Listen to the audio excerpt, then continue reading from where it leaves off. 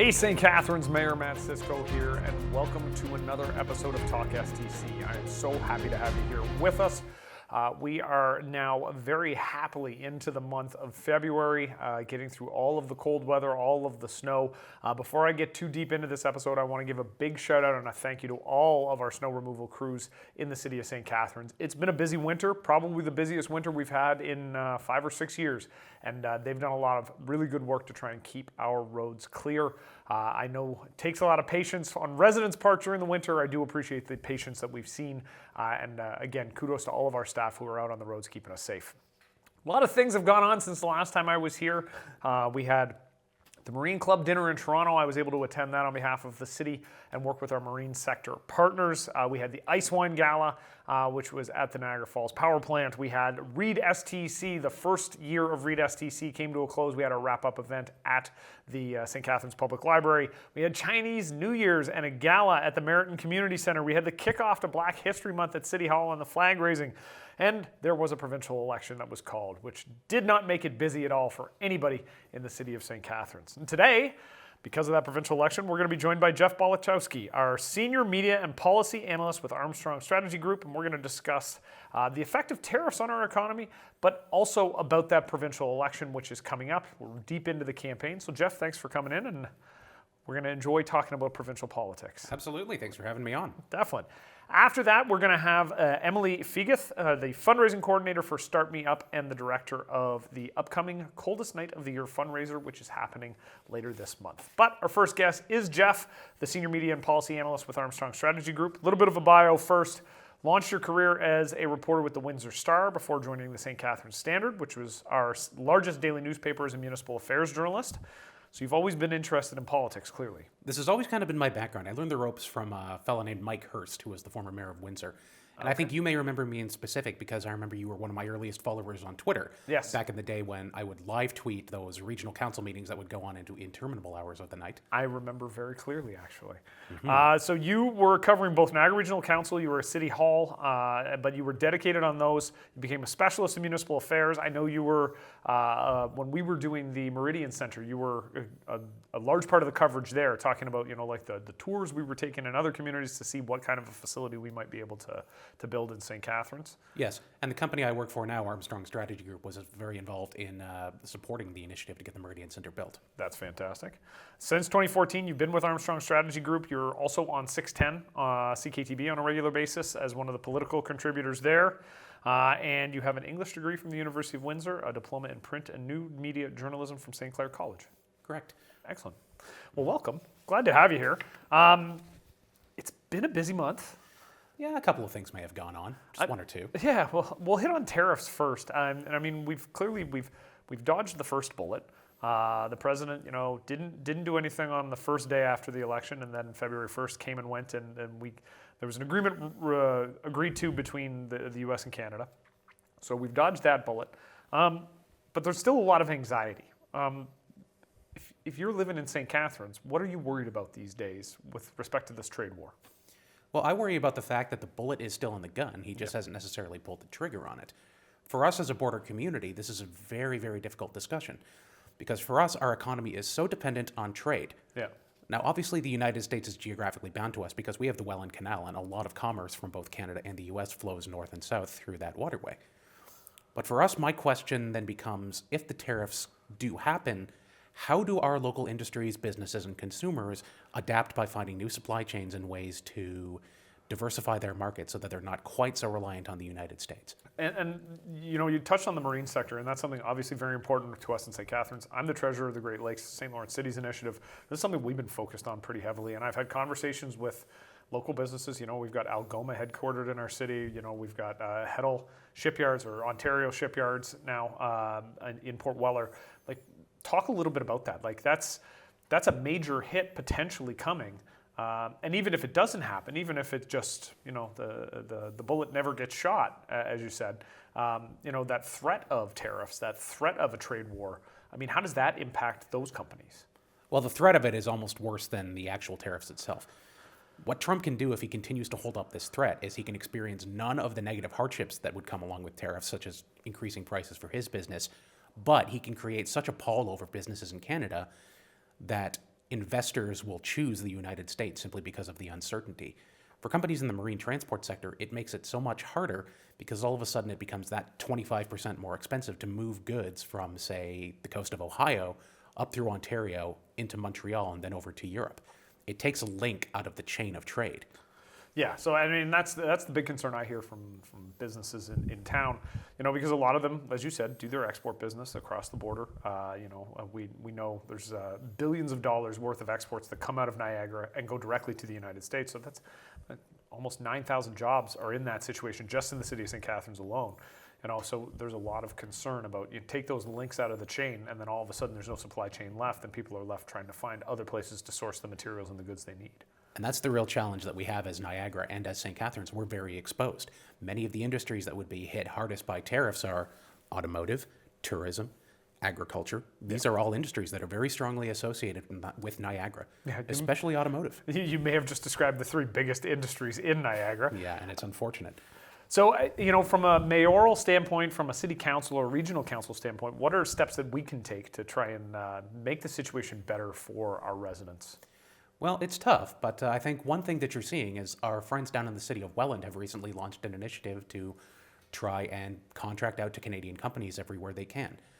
Now, it's very tough to do that because Canada is subject to a number of trade agreements like CETA that prevent us from having direct local preference in all things. One of those is the USMCA, the trade deal we signed with Trump. But if he's going to abrogate that agreement, all of a sudden we have fewer obligations to level the playing field for American contractors. A simpler way of saying that is if they're going to do America first, that then opens the door for us to do Canada first and preference our local contractors when we are a government and we're doing business. Yeah, and it's that's one of the conversations that I've had recently with Premier Ford is that, we're talking about spending billions of dollars, and we have to, on infrastructure in the province of Ontario. And my message to him has been pretty clear. You need to make sure that those dollars are spent on Canadian companies, specifically local, Niagara, St. Catharines, Ontario at the very least, companies, first and foremost, because if taxpayer dollars are going to be spent and other countries are going to disadvantage us, well, then we need to advantage ourselves. Mm-hmm.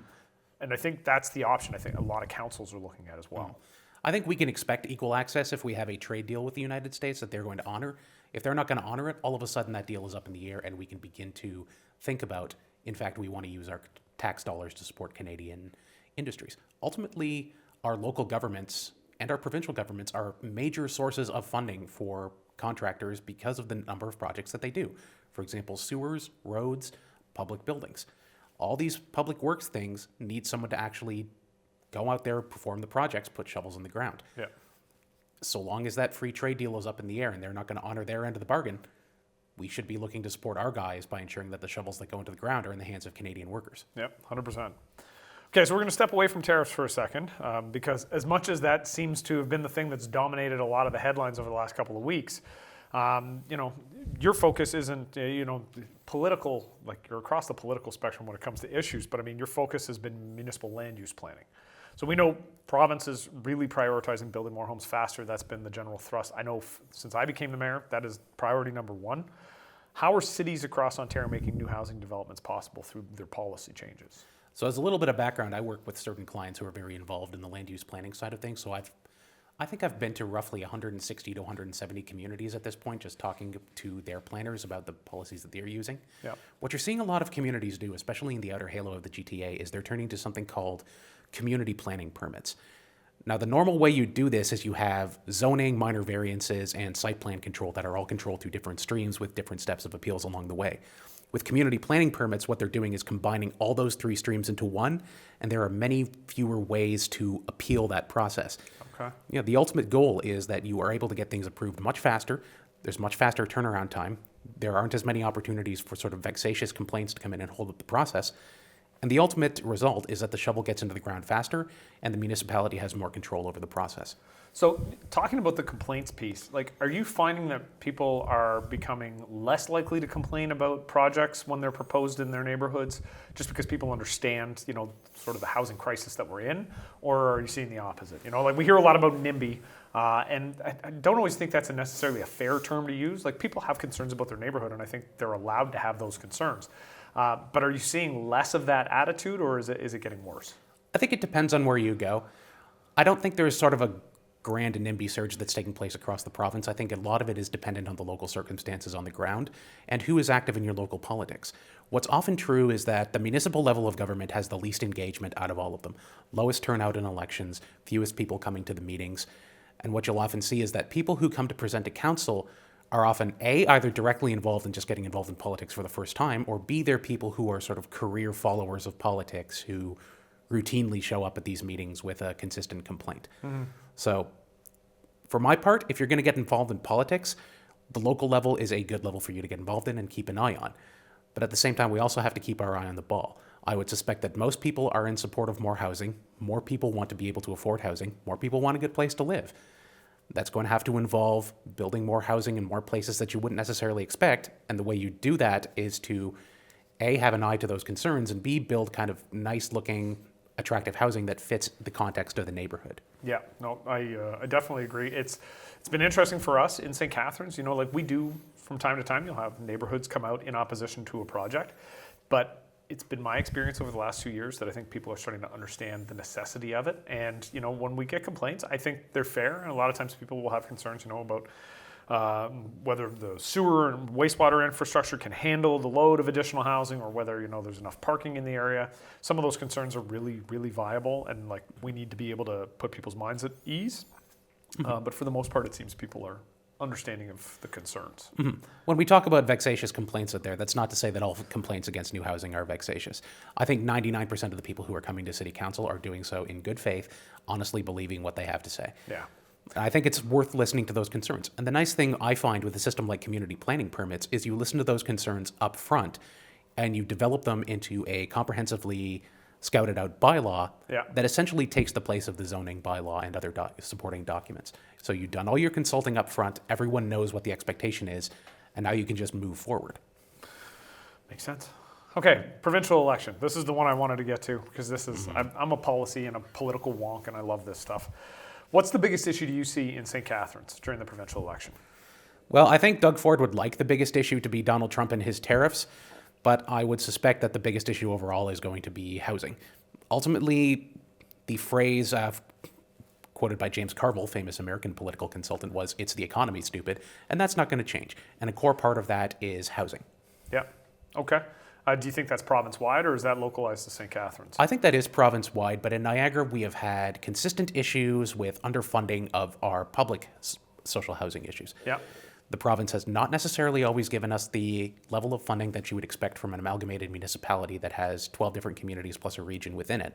Niagara has always complained about being somewhat shorted on this front, which has made it much harder to build that lower level of housing, the supportive housing, the social housing, the public housing, that then goes on to relieve some of the burden on those who need it the most. Yeah. Well, it's interesting you mentioned that. So I'm the chair now of Niagara Regional Housing. And, you know, we have a master plan coming forward over the next couple of months. And that master plan is going to include a necessity to build more, right? We know we need additional affordable housing units. That's what NRH is there to do, rent geared income, things like that. A couple of years ago, we got a pretty big increase in the amount of money that was coming into Niagara for homelessness prevention and everything else. But, you know, we've tried to make the case very clear, like, that's great, and we appreciate the additional dollars. We need more. And I think all of the parties understand that that's a necessity, but it doesn't change the fact that when the rubber hits the road, someone's got to cut a check, because ultimately you can't put that on the property tax base. It just becomes too much for the property tax base to bear. Right, and as you well know as a mayor and a longtime councillor, municipalities don't have a lot of tools to actually address that themselves. You have basically two tools, user fees and the property tax base. Yeah. And I don't think it's necessarily fair to the property taxpayer to expect them to fund all housing needs within a municipality or within 12 municipalities, as is the case for the region. Yeah, and the truth is property tax is pretty regressive as well, whereas income tax makes a little bit more sense, and that's the tool, the big tool that the province has. So, I mean, ultimately the outcome of this provincial election, where do you see it heading? I think the Ford Progressive Conservatives have a prohibitive advantage right now. Ford has cannily positioned himself as Captain Canada in the fight against, we're going back to the T word, Trump's tariffs. Yeah. I think he has made a smart decision in doing that. It's probably going to see him through this campaign, possibly to a similar to increased majority government. It'll be interesting to see who the official opposition turns out to be. There have been some polls done that suggest Bonnie Crombie and the Liberals are experiencing a bit of a resurgence. Whether she can hold on to it or not is an open question, As for Niagara, I think the riding most likely to flip would be Niagara Center. Yeah, I think you're right there. It's going to be a tight race in Niagara Center. But I think largely status quo potentially in the rest of the ridings. We shall see. The date is coming up. But Jeff, I appreciate you coming in. Always interesting. We're going to try and make this a regular spot because, like, as a political geek, like, these are the kind of conversations I love having. So thank you for coming in. Oh, anytime. I appreciate it. We will be right back after this on talkSTC.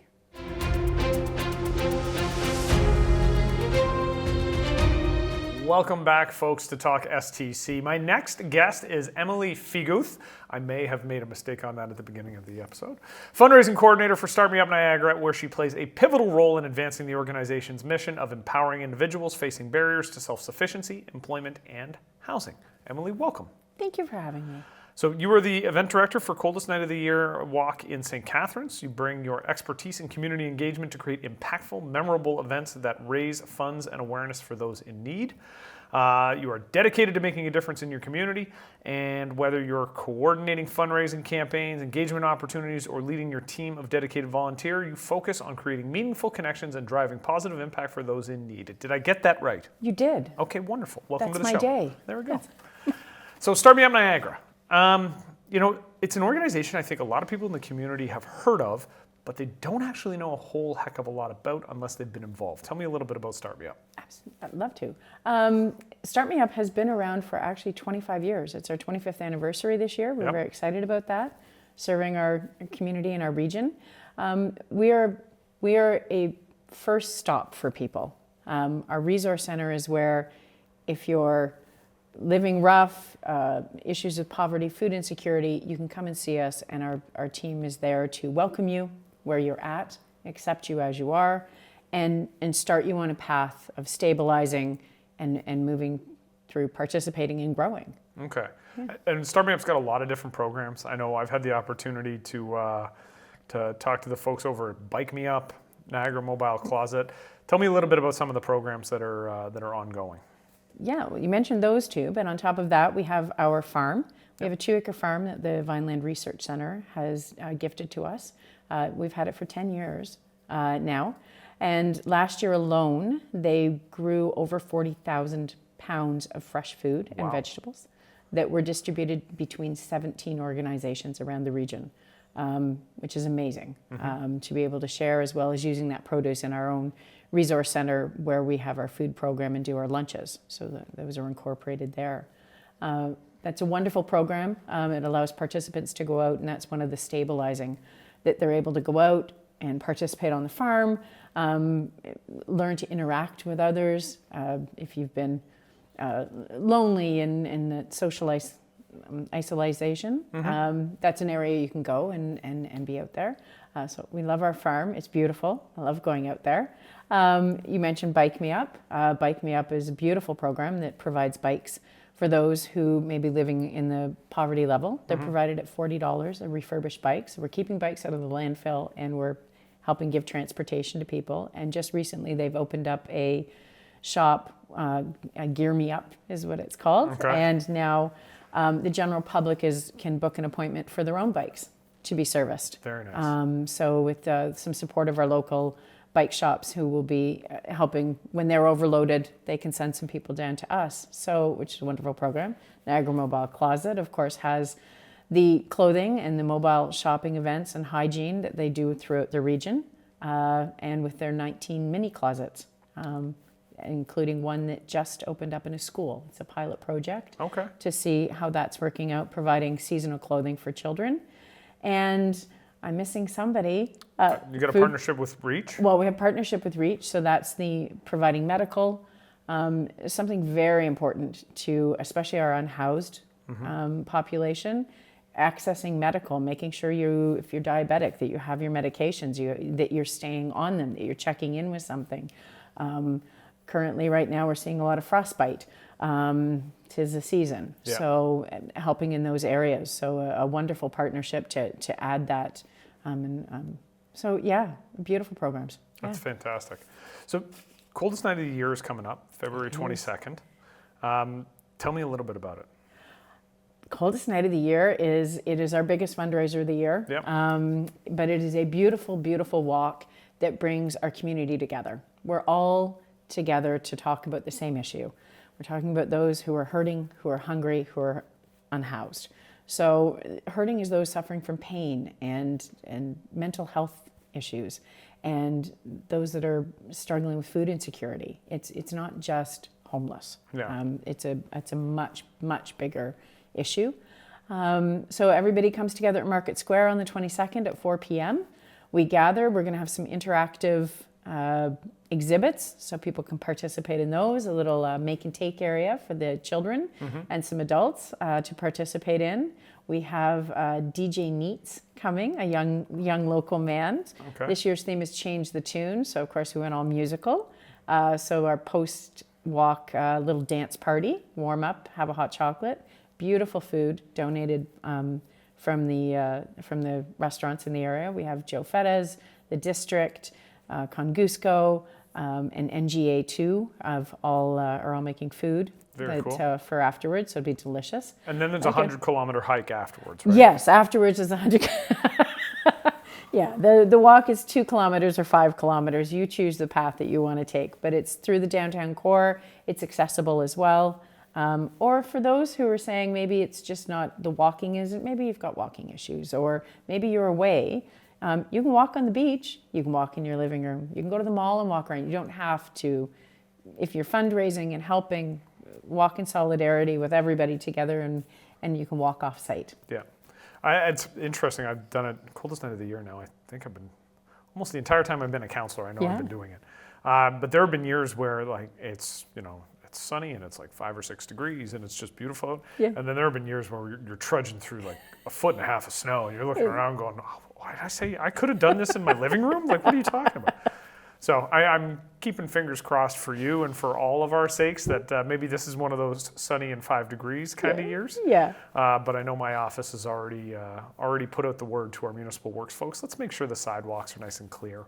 Thank you. Easy and passable. Yes. Because it is great. I mean, it's family friendly. You get little ones out there, but it's great to see the community come together, recognizing this is an important charity. It's one that we want to take care of and we want to support. So. Yeah, we love it. This year, the Why We Walk is for those who are hurting, hungry, and homeless. How did you arrive at that? Coldest night of the year. Of course, there's 208 walks across Canada. Yeah. We're not the only one. So coldest night of the year comes up with the theme. Okay. So we're all walking. Right across Canada, we are all walking for hungry, homeless, and hurting. So if people want to participate, what's the easiest path to get involved and to be a part of it? www.smun.ca, so smun.ca. That will take you right to our page, and you can click a button and donate. You can click a button and register to walk with us and do your own fundraising. Or you can click a button and you can volunteer. We need lots of people along the route being cheerleaders and cheering people on, and we have rest stops with hot chocolate and helping man that. So, I mean, you're the fundraising coordinator, Yes. and this is the biggest fundraiser of the year. Tell me a little bit, you've only been in the role for, is it 2 years now? Since May. Since May, so it hasn't been a year. It hasn't even been a year yet. I was trying to I'm think. still smiling. When did Emily introduce herself very excitedly and tell me I'm the new fundraising coordinator? Why is it important for the community to support Start Me Up? We play a pivotal role Yeah. in being the first intersection for somebody who needs help. We're the place that you can come, and we're going to accept you however you are, wherever you're at in your journey, and help you find your path, whatever your path is. If it's going to sobriety, or it's assistance with income tax filing, or it's finding resources, or connecting you to the right places and the right people. We have the connections, so we can help get people through the systems. Yeah, it's been my experience, I've known a lot of people who've done fundraising and development in the past, and a lot of them will enter into a role, with a new organization that they've never worked with before, and they won't know a lot, but they'll, over the course of a short period of time, they will develop a very deep belief in the mission of the organization. Tell me a little bit about your journey, because Start Me Up's an easy organization to believe in, just because the work is so important, and these days it's so visible within the community. But what's it been like for you to be involved with the organization and to start knowing those stories a lot more deeply than maybe you knew in the past? Yeah, mine started during COVID. I was working and somebody dropped off a bag of clothes thinking we could use them, and I didn't know what to do with them, and found Niagara's Mobile Closet, showed up there with this bag of clothes, and fell in love with their program. So much so that my work was kind of finishing up, and I left my job to volunteer full-time with them. Oh, wow. That's how much I was passionate about what they were doing and what they were doing in the community. And from there, it grew into helping with the Resource Center and moving from 17 Gale to 203 and 211 Church and being involved in that. And really at that point got to see the day-to-day Resource Center and thought, this is where I'm supposed to be. Yeah. This is what I need to do. And from there, all of a sudden I ended up in a job interview, and there I was. Now I'm the fundraising coordinator. So it was the right path for me at the right time. Oh, but sometimes things just line up. They do. What's the best part of your job? The people. Yeah. The people. I love going to work every day. Yeah. I love going to work every day. Recently we put in it was a coldest night of the year billboard. Yeah. And we added a clothesline to it at 249 St. Paul. You can go by and see it. And on the sign it says that it's cold out and your warmth matters. And every day we stock it with a few socks and a few hats. And we welcome the community to do it. And community members are going, and when they see it's empty, they're throwing a few things up. It is the most beautiful interaction I have with the community, both the community and the businesses, but the people who need things, the thank yous. Yeah. It's a pair of socks and a hat. It's the most basic item you'd need for the winter, and they love it. That's phenomenal. And speaking of hats, Okay. I have one for you. Oh, wonderful. So that you can do the coldest night. You have to change the tune in the coldest night, so you can wear that, keep yourself warm Wonderful. this winter. Emily, thank you so much for coming in today. Thank you. Thank you for having me. Thank you for letting me talk about something we're so passionate about, and we hope that the community will come out and join us for coldest night. Yeah, well, Make a difference. I hope everybody in the community gets out for coldest night of the year, and we'll be right back after this.